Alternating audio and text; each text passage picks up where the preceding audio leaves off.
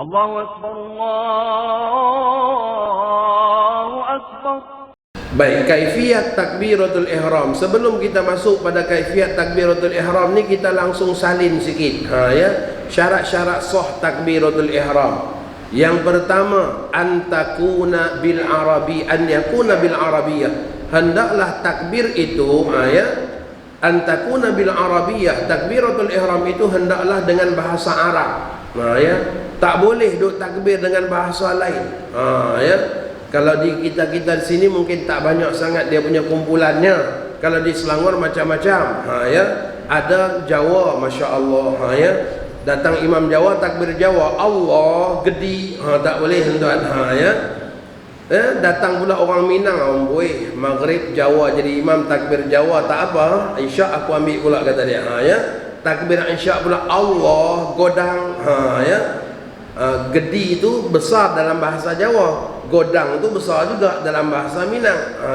Tak boleh tuan-tuan. Jadi mestilah takbir itu bil arabiyyah, dalam bahasa Arab. Yang kedua, hendaklah takbir itu dengan lafaz Allah. Tak boleh dengan lafaz yang lain. Ar-Rahman Akbar, Ar-Rahim Akbar, Al-Qudus Akbar. Tidak sah solat. Yang berikutnya ialah mestilah dengan kalimah akbar. Tak boleh dengan kalimah-kalimah lain. Allahu A'zam. A'zam dengan akbar hampir-hampir sama makna, tetapi tidak boleh. Mesti dengan kalimah akbar. Tak boleh dengan kalimah-kalimah yang lain. Yang berikutnya mestilah tertib. Mestilah tertib. Allahu Akbar. Kalaulah seseorang itu sebut dua perkataan tadi tetapi tak tertib, akbar Allah contohnya, maka hukumnya tidak sah salat. Yang berikutnya mestilah kedua-dua sebutan itu bersambung-sambung, mualat. Tak boleh diselang-selang waktu. Allah Akbar, tak boleh. Mestilah bersambung. Allahu Akbar. Yang berikutnya mestilah takbir tersebut tidak berlaku pertambahan huruf yang boleh mengubah makna.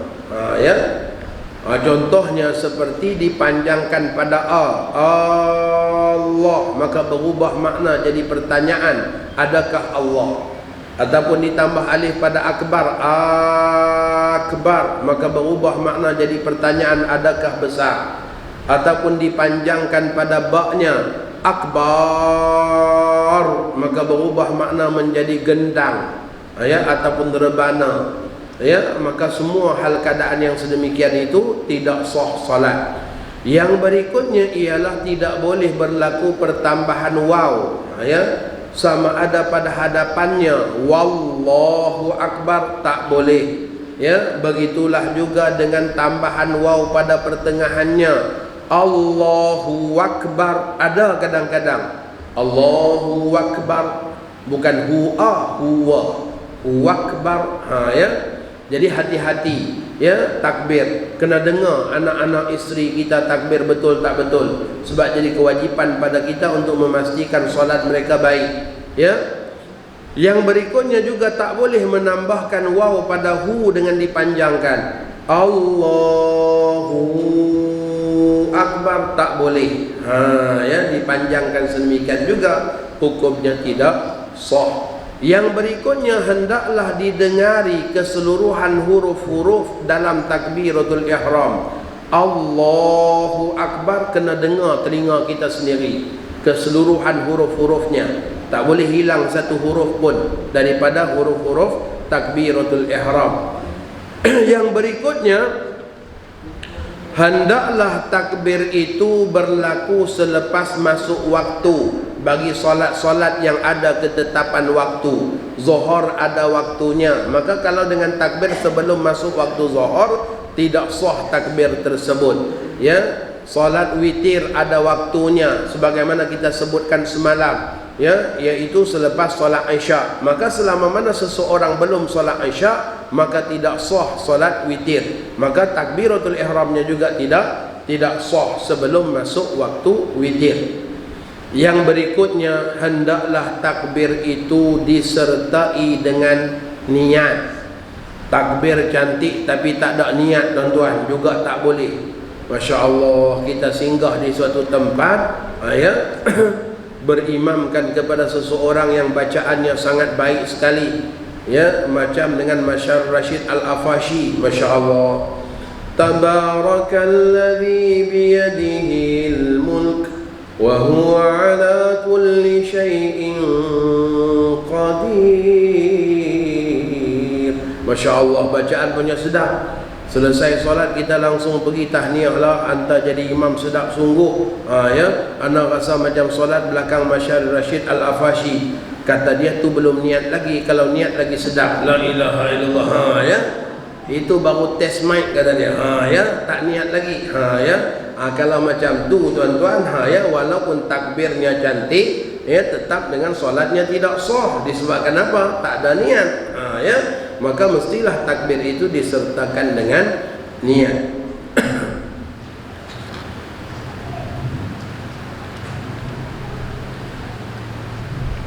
Baik, kita tengok pada halaman yang ke-11, ya. Sunat bagi imam dan makmum mengucapkan takbiratul ihram tanpa mad, maksudnya tanpa dipanjang-panjangkan lebih daripada 2 harakat. Ini hanya khusus dalam masalah takbiratul ihram. Takbiratul ihram sunatnya kita takbir Allahu Akbar sekadar 2 harakat saja. Itu yang paling afdal, ya.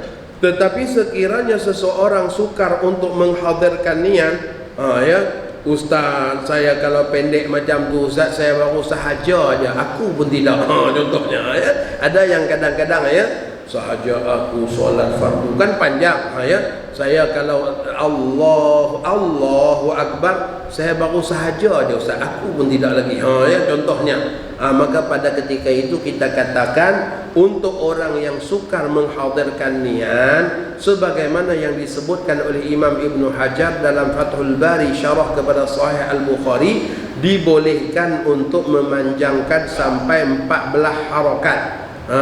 Ya, Syekh Daud Al-Fatani juga dalam Munyatul Musalli juga menyebutkan hal yang sama, harus untuk memanjangkan takbiratul ihram sehinggalah 7 alif, bermaksud 14 harakat. Ya, nanti ada yang tanya pula 14 harakat tu mat apa Ustaz? Ya, yang kita duk mengaji selama ni mat yang paling panjang pun 6 harakat aja. Ini 14 ni mat apa pula? Ya, jangan letak ilmu tajwid pada perkara yang bukan tajwid. Macam mana saya sebut semalam di Masjid Kuala Ketil, ya, ada setengah-setengah orang dia bawa hukum tajwid pada tempat yang tak kena. Ya, ini bukan dalam perbahasan ilmu tajwid. Ya, maka tak patut kita bawa hukum ilmu tajwid. Ya, jadi panjang di situ kata para ulama namanya ialah maddut ta'zim, mad keagungan, ya, yang dibincangkan dalam ilmu ma'ani. Ya, orang Arab berpanjangan pada suara ada makna. Ya, ada makna. Bukan kata Arab saja, Melayu pun sama. Balik rumah tanya anak perempuan, nak kahwin tak? Tak nak, biasa aja. Nak kahwin tak? Tak nak. Itu sungguh-sungguh tak nak tu. Ya, sebab bila dia panjang makin betul-betul tak nak. Ya, maka begitulah juga dengan orang Arab, berpanjangan pada suara ada makna. Ya, maka dengan berpanjangan pada Allah itu bermaksud dia lafaz keagungan, namanya mad ta'zim. Maka azan, ya, juga masuk dalam mad ta'zim. Ada seseorang mengatakan bahawa azan di Malaysia semuanya salah. Disebabkan apa? Azan ma'arif disukun katanya. Ya, tak boleh panjang. Ya, jadi bilal-bilal kita semuanya memanjangkan lebih daripada 6 harakat. Itu salah, Masya Allah. Saya tengok video tu di dalam YouTube tuan-tuan. Ya, seorang yang mengatakan sedemikian. Sedangkan Masya Allah, azan bukannya hukum ma'arif disukun. Sebab azan bukan masalah, ya, tajwid. Ya, tengok pada mabadi ilmu tajwid ialah kalimat-kalimat Qur'aniyah, perkataan-perkataan Al-Quran yang dibahaskan oleh ilmu tajwid. Jadi kalau yang bukan dengan ilmu tajwid jangan dibawakan hukum tajwid. Ya, maka azan adalah hukum mat ta'zim. Ya, Imam Ibn Hajar mengatakan boleh sehingga 14 harakat. Syekh Daud juga mengatakan 14 harakat. Ada ulama lain mengatakan azan boleh sampai 21 harakat. Masya Allah. Ya, bukan takat boleh 14 aja, boleh 21. Ya, tapi ta'zimnya kena pada tempat. Allah, betul, mengagungkan Allah. Hayya 'alas shalah, betul, mengagungkan solat. Hayya 'alal falah, betul, mengagungkannya kejayaan dunia akhirat. Ya. Tetapi kalau as-salatu khairum minan naum,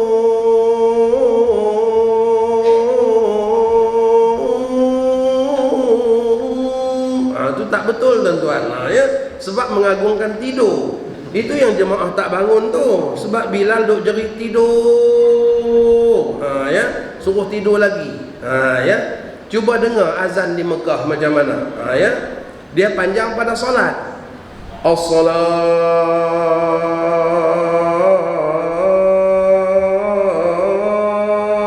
khairum minan naum. Ya, naumnya tu pendek saja. Ya, sebab ya mat ta'zimnya pada solat, bukan pada naum. Ya, yang tu perlu diperbetulkan. Ya, Bilal tolong perbetulkan. Ya, jangan panjangkan pada naum. Nama mat apa? Mat ta'zim. Ya, boleh sampai 21 harakat, bukan mesti sampai. Jangan tuan Bilal kita dengar tak apa, nanti azan zuhur aku akan buat. Ya, 21 harakat.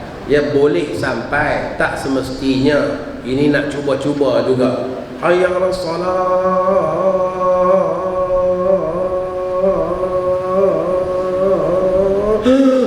Nak bagi cukup juga. Ya, boleh sampai, bukan mesti sampai. Ya, boleh sampai. Ya.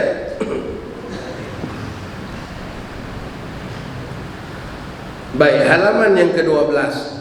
Jika ada yang mengulang atau menggetarkan roh pada akbar, maka solatnya sah kerana tidak mengubah maksud kata-kata. Kalaulah ada seseorang tu dia takbir bergetar rohnya lebih, Allahu Akbar, Sami'allahu liman hamidah, Allahu Akbar, Allahu Akbar, Allahu Akbar, Allahu Akbar. Ya, jemaahnya semua dalam ketakutan disebabkan imam bawa M16 dalam solat. Ya. Jadi dari segi hukum sah solat sah. Ya, disebabkan ya menggetarkan lidah berlebih-lebihan itu dipanggil sebagai perkara yang mencarikan adat. Ya, perkara yang menyalahi adat kebiasaan tetapi tak mengubah makna. Ya, selama mana tak ubah makna takbir tersebut, maka hukumnya sah. Jika imam mengangkat takbir dengan mana-mana cara yang salah, maka makmum tidak harus menjadikannya imam. Ya, kalau kita dah tahu dah takbirnya imam tersebut salah, sama ada dengan takbirnya tadi sebagaimana kita katakan dia tambah waw, Allahu Akbar, dia terengah macam-macam tu, kita dah tak boleh ikut disebabkan dia tambah waw, takbirnya salah, maka kita tak boleh ikut. Jika seseorang mengangkat takbir tanpa suara sedangkan makmum tak mengenalinya, maka dia juga tidak boleh diikuti. Ya, kita singgah satu tempat, tengok ada sekumpulan orang sedang berdiri nak sembahyang maghrib, kita pun duduk sekali. Ya, tiba-tiba tuan imam senyap, tak berbunyi. Ya, kita tak kenal siapa. Kalau kita kenal lain, Ustaz Izzat kita dah kenal. Ya, tiba-tiba pagi subuh tak ada suara, maka takbir kurang dengar. Tak apa, boleh ikut sebab kita dah kenal. Orang ni memang boleh takbir dengan baik. Ini orang yang kita tak kenal, entah mana-mana, singgah di RNR, ya, di Surau Lebuh Raya, ya, sekumpulan orang berdiri nak solat, kita ikut sekali, tiba-tiba tuan imamnya senyap, tak berbunyi. Duk tunggu kalau dengar baca Fatihah maghrib takkan tak bunyi. Ya, tak bunyi juga, tak tahu rokok aja.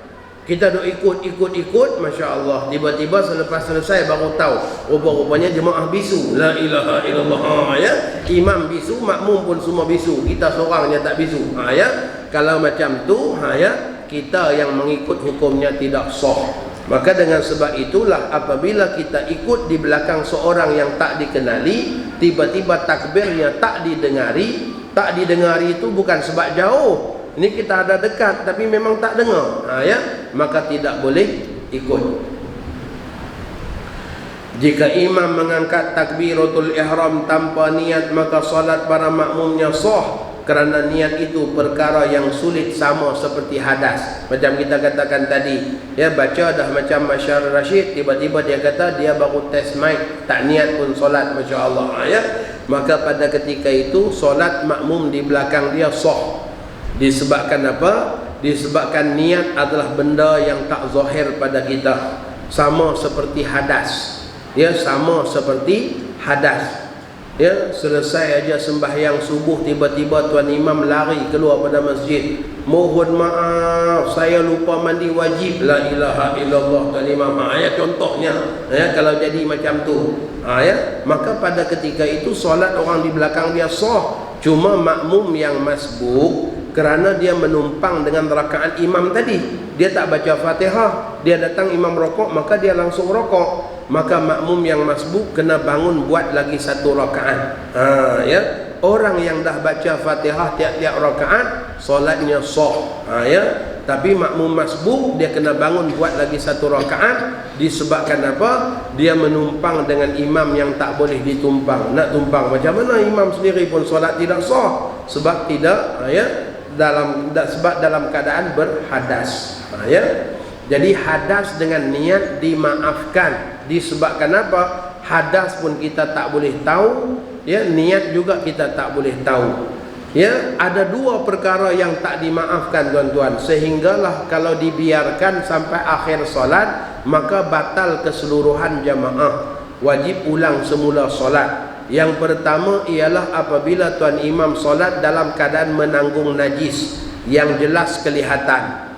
Ya, maka pada ketika itu wajib segera ada orang ganti. Kalau tak ada orang ganti, meneruskan juga solat walaupun dia tahu nampak najis di belakang imam, maka pada ketika itu seluruh makmum wajib ulang semula solat.